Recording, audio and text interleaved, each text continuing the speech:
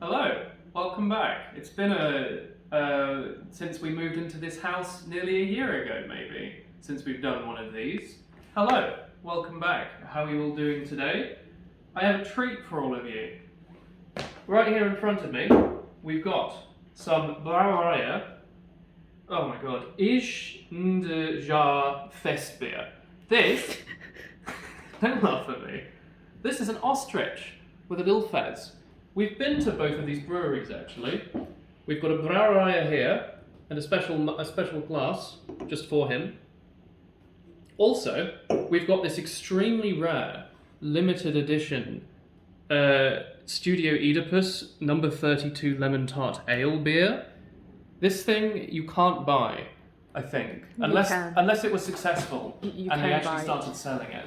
But you think you actually have to go there. Yeah. I don't even know if they do online delivery. No, I don't know. Anyway, both of these are in Amsterdam, and we've been a few times now.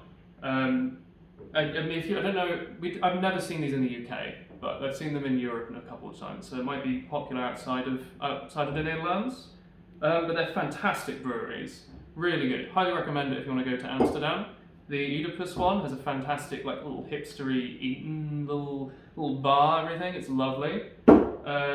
And although we missed it, Brouwerij did they do like a little flight of beer that you can buy, which would have been great, but we went there 5 minutes too late and just had to buy a bunch of cheese, which was also good. But it meant I could have my favourite beer in the Netherlands so far, which is their Blondie, straight out the tap. By far the best thing I've had.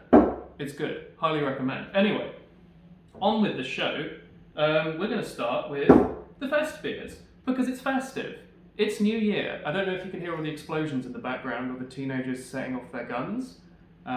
It's frightening, so I'm staying inside, and it's not just because I have mandatory quarantine, because I've just gotten back from the UK. So, let's crack on in. These things are 9% volume, which for reference is pretty Belgian, I think. I think a lot of English beers are like 4%. This is almost like a wine, which is pretty boozy. But we're going to pop him, brouwerij, directly into my brouwerij. I'm sure I'm not pronouncing that properly, because I'm pretty sure the name is just brewery in Dutch, and then the word like egg or something on the end, right?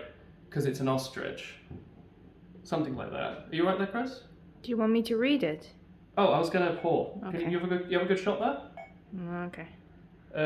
Oh my god, you can't see this on camera. There's no chance my phone picks this up, but it like smoked when I pulled it out. It's extremely poggers, as the kids would say. They post that on their favourite gram. So we're going to do a little bit of a vertical pour here, because I want to see if I can generate any sort of head. I don't actually know how heady of a beer this is, but something like that will do. Some festive cheer. Oh, it smells nice. I don't know what it is. It is a krachting? I'm not sure what this is. Krachtig means strong. Strong? Well, yeah, it's 9%. This is a festive winter beer. Something with coriander and zoethout. Is that like salt hound? Sea salt? It's... Coriander and... Sorry, you can't read this. Licorice. Bloody Dutch. Yeah, but it's the wood. Yeah, licorice. It's the licorice, the wood. I think licorice is like a root, isn't it? Okay, well then it's probably just licorice. Good lord. What's herbrouwen? Brewed with. Brewed with coriander and licorice, which honestly, that sounds gross, alright? But maybe it's really good. It says mooi, which we all know means sad, but in Dutch means great. He has a little fez. Wait, you have to check out his fez. It's very cute. How could you not like him? He's a fest beer. It says... Oh. Go on. I would pronounce this as brouwerij'tij. Brouwerij'tij? I've been saying brouwerij this whole time. It's 2 words. It's like brewery, and ei is like the lake near Amsterdam. Never mind, but it's also funny because egg is also pronounced like that. And then this says, al het goede komt een einde, which is spelled funnily because it's their branding. And it means have a good new year. To all of the good things, like there's an end to all of the good things, basically. That's frightening. That's quite threatening. You thought you were having fun? Get ready for 2022. It's going to be super COVID. You're going to be locked down in just one room. It's going to be great. Anyway, lockdown by the way. Brouwerij'tje, or something. Whatever. I'm never going to pronounce it. It's brouwerij'tij. All right. Do you want to give it a sniff and a taste? Have a little look. It's quite a. I don't know how to describe this. Quite an amber, not even amber, like a ruby sort of ale, very dark. Doesn't really smell of anything other than their normal beer, but we're going to see if we can get a bit of licorice and coriander out of this.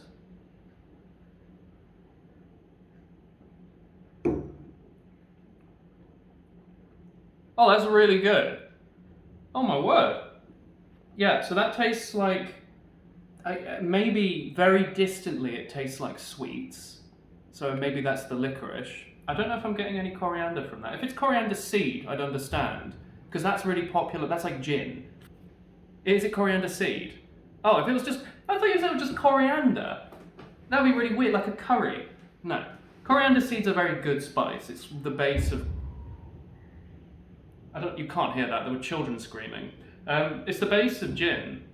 Do you want to have a sip, Chris? Give us a thought on it. That's really nice. It's like a sort of earthy, sweety, but quite light and crisp. It's strange. It's like when you have an equalizer on your phone and you do this. There's like nothing in the middle, just high bass and high treble. That's the musical instrument for this thing. Oh, that's super good. I've definitely got it in my beer as well. My beer. Oh, that's lovely. Yeah. Sort of like a not even like a Haribo, but something along that sort of lane. Like a sort of chewy sweet, but beer. And it's quite nice. It doesn't taste anything like coriander. So yeah, it's the seed. It's the earthiness. It's sort of, it's not nutty.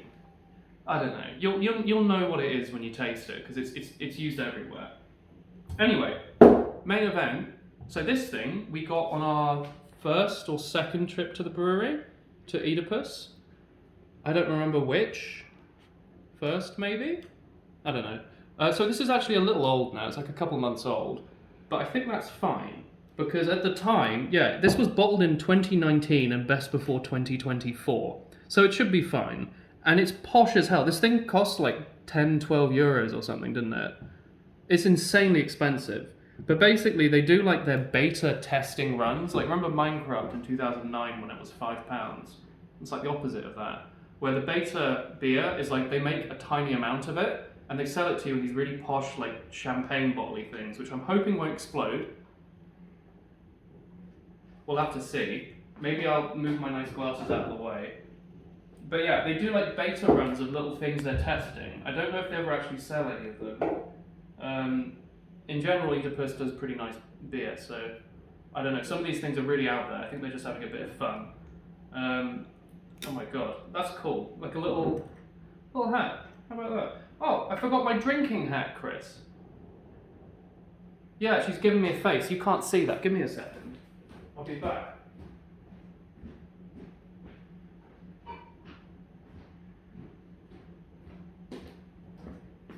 It's extremely important that if you're drinking a posh beer, you have your beer hat.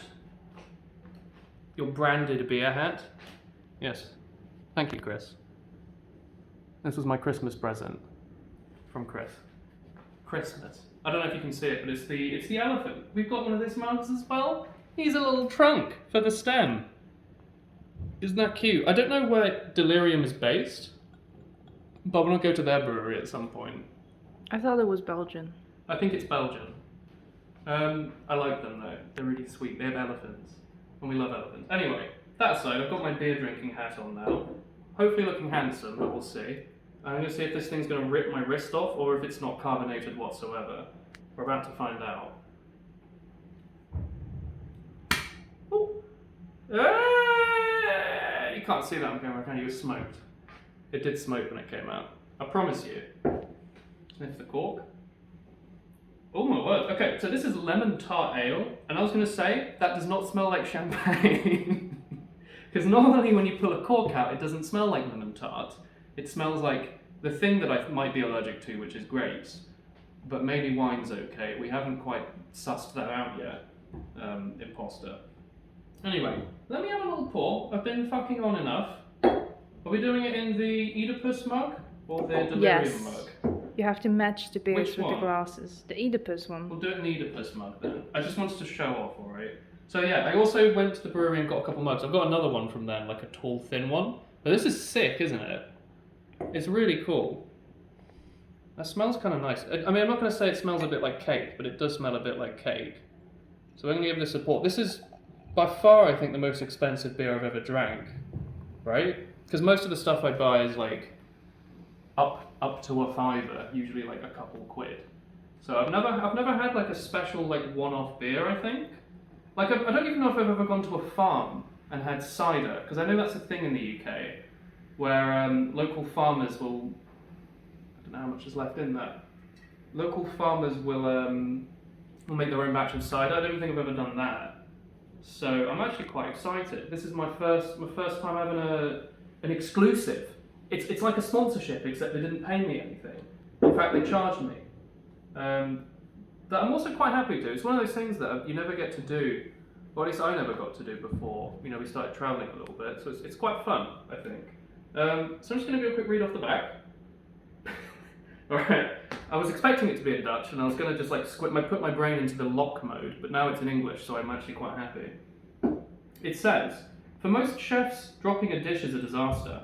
But in Massimo Bottura's world-renowned restaurant, a smashed lemon tart became its signature dish. Oh yeah, so I think all the combos they do, all these weird things, I think a lot of them are made as collaborations.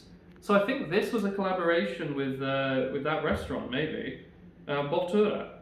That's really cool, isn't it? So they'll have like a friend, like a restaurant friend, and they'll be like, you want to make like a little exclusive one-off beer? And they'll be like, yeah, alright. So it's lemon tart. This is their attempt to capture the Italian chef's dessert in liquid form. A dry-hopped imperial saison, that's not how you pronounce that, is it? Is the base upon which a blend of barrel-aged beers and layers of custard and spicy biscuit flavours. Oh, Sorrento lemon peel macerated, that means chewed, into this blend, rounds off a drink, hopefully as complex, poetic and elegant as Bottura's original creation. Just don't drop it, please. I like that. That's cute and only a little pretentious, which is sort of me. That's what I'm going for. I'm hopefully less on the. Anyway, we've banged on. I don't know how long. This was going to be a 1 minute thing, but it's now probably like 20 minutes, isn't it? My phone's probably overheating. 12 minutes. Good lord. Well, there's one of you watching. Hello. Anyway, let's have a little look. It smells sort of lemony and custardy, I'll give them that, but I don't know if I'm expecting it to taste like that.